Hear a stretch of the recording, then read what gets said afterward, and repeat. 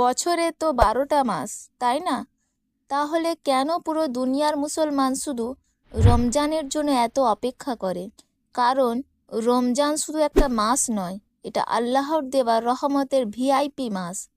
প্রথমত, এই মাসেই নাজিল হয়েছে আমাদের হেদায়েতের কিতাব, পবিত্র কুরআন, যা আমাদের জীবনের গাইডলাইন।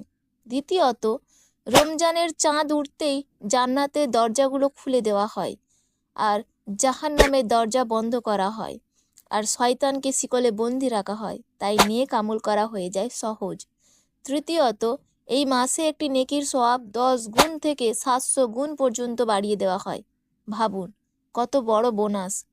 চতুর্থত, এই মাসেই আছে সেই মহিমান্বিত রাত লাইলাতুল কদর, যে রাত 1000 মাসের ইবাদতের চেয়ে উত্তম, মানে 83 বছরের বেশি ইবাদতের সমান। এই কারণে রমজান রহমতের খাজানা, মাগফিরাতের সুযোগ, আর জান্নাত পাওয়ার সেরা সময়।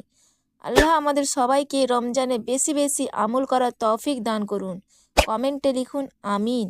আর এমন আরও ইসলামী রিমাইন্ডার পেতে নূরের পথে নাদিয়া বেগম চ্যানেলটি সাবস্ক্রাইব করুন।